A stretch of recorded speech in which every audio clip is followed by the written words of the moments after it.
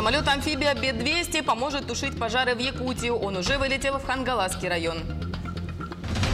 Одно из ключевых подразделений по поставке грузов в Ленске. Как работает управление материально-технического снабжения компании «Алроса». На прилавках расширяется ассортимент фруктов и овощей. Почему местная продукция дороже привозной?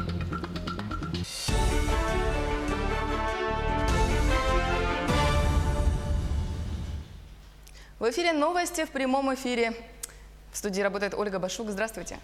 Самолет-амфибия Б-200 вылетел тушить природный пожар близ села Синск Хангаласского района. Забор воды будет осуществляться на фарватере реки Лены выше села Туму.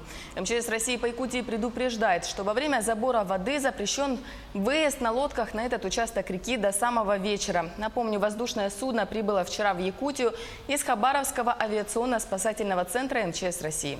Самолет-амфибия будет работать в труднодоступных и отдаленных районах, где затруднена переброска сил и средств наземной группировки. Отмечу, всего в республике за последние сутки локализовано 8 из 25 действующих лесных пожаров. Тушением занимаются почти 800 человек. Владимир Путин подписал закон, позволяющий включить в границы территории опережающего развития акватории водных объектов. Отмечается, что резиденты приобретают право пользования водными объектами в соответствии с Водным кодексом Российской Федерации и другими федеральными законами.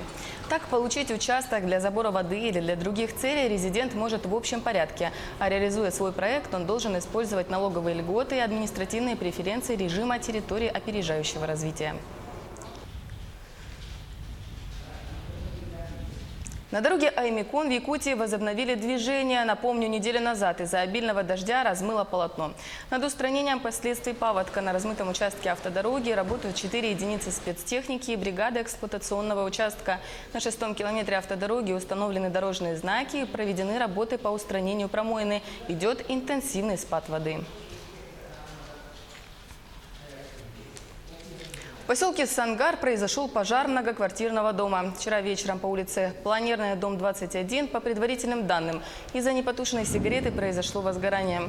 Звонок в пожарную службу поступил в 17 часов 52 минуты. В это время многие жильцы отсутствовали, а сильный ветер привел к распространению огня.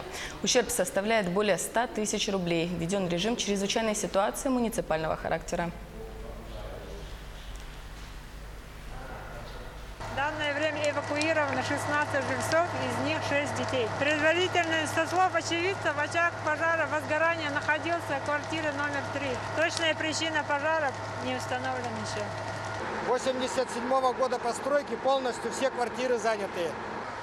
Дом самостроенный, потому что он сейчас дом частный. Практически нам сейчас никто ничего не даст, потому что дом частный, все частные квартиры, все. Поэтому надежды практически никакой нету. Сейчас хотя бы одежду надо. Ну ладно, вот я, допустим, у меня есть где жить, да. Люди вообще остались без крова. Вообще остались. Вот бабушка у нас осталась без крова. Громовской. Макаровы вот здесь вот на 2-м этаже жили. Практически у меня у одного только вот квартира, и то дедушкина. Все. У остальных ничего нету, нигде. Все, люди жили вот здесь и сейчас. Свыше 4000 социальных контрактов заключили в республике в этом году. Федеральная программа поддержки малообеспеченных граждан реализуется уже 9-й год. Основными направлениями являются индивидуальная предпринимательская деятельность и развитие подсобного хозяйства. В среднем размер помощи составляет 154 тысячи рублей. Как показывает практика, после окончания действия социального контракта средний душевой доход семьи увеличивается почти в 2 раза. В этом году на социальные контракты выделено 255 миллионов рублей из республиканского бюджета. В зависимости от состава семьи сумма разная бывает. Некоторые семьи получают от 150 до 250 тысяч рублей. Это предусмотрено для приобретения животных сельскохозяйственных, да. В основном это бывают скороспелки, и на обновление техники и на приобретение сельскохозяйственной техники. Срок контракта от 3 месяцев до 1 года. Ну, обычно умелые семьи, они в течение года становятся на ноги, и в следующий год они уже продолжают это дело. Если в течение 3 лет они нормально работают, то, в принципе, они могут еще второй раз подать на поддержку. Навигационный период является наиболее трудоемким, так как большая часть товаров поступает именно в это время. Мои коллеги посетили базу Ленского отделения управления материально-технического снабжения компании «Алроса» и ознакомились с работой специалистов. Большегрузная техника с легкостью поднимает 20- и 40-тонные контейнеры. Причем специальный квад и телескопическая стрела позволяют взять их из любого ряда и с ювелирной точностью разместить в кузове автомобиля.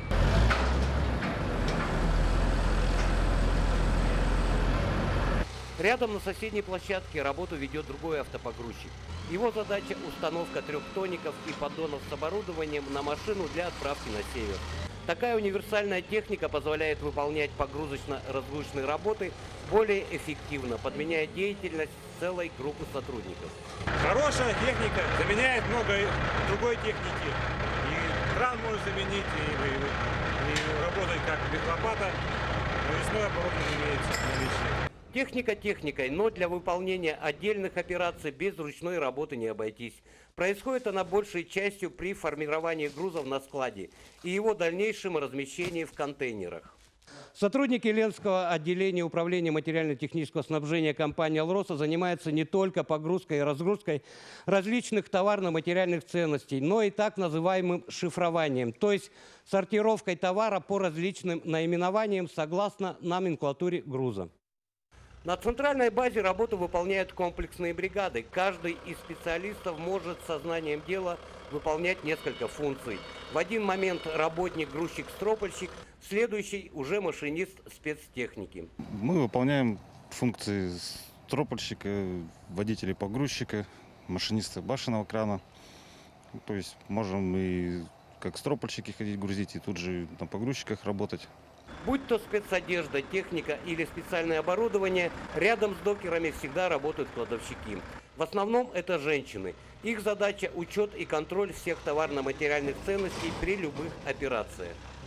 В навигацию мы принимаем груз с баржи, потом шифруем его, распределяем по предприятиям, затариваем, что надо, что возможно затарить, затариваем и отправляем по направлениям на север. Оборудования и других товаров ленские снабженцы принимают в навигационный период достаточно много.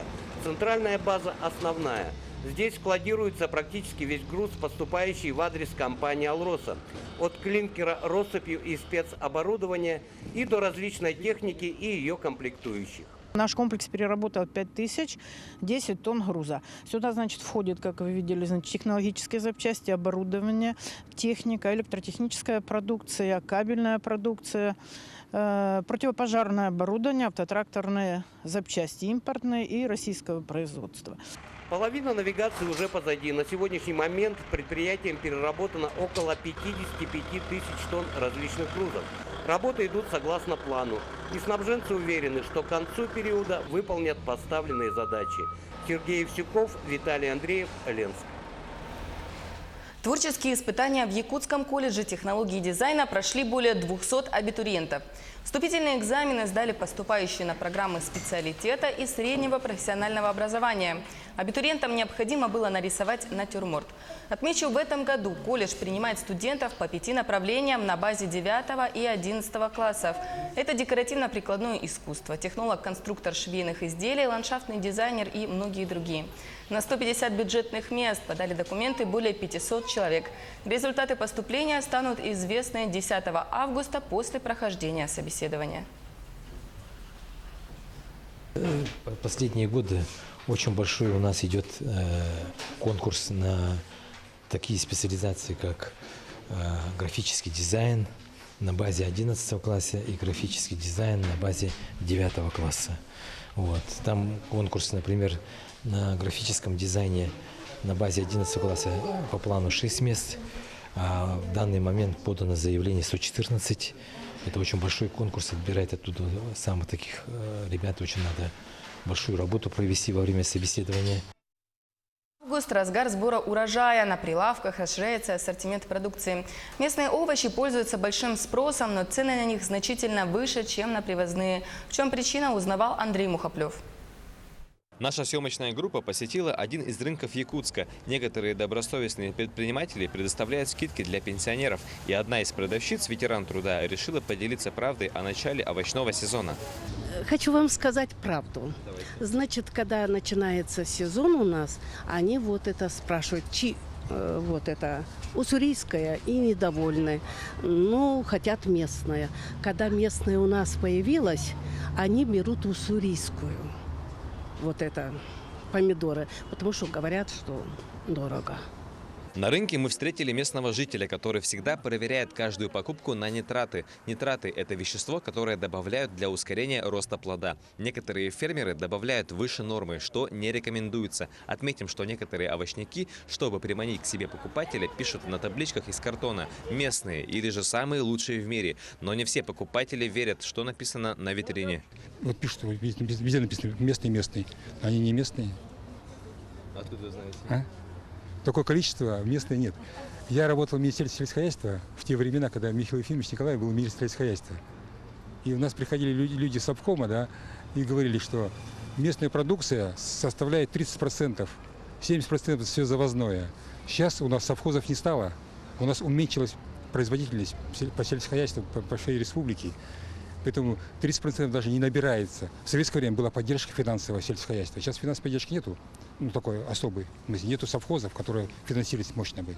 По словам главного агронома Якутска, в 2019 году в городе Якутске было посажено 502 гектара картофеля, а также 168 гектаров различных овощей, посаженных на открытом воздухе, и 12 гектаров, выращенных в теплице. По городу Якутску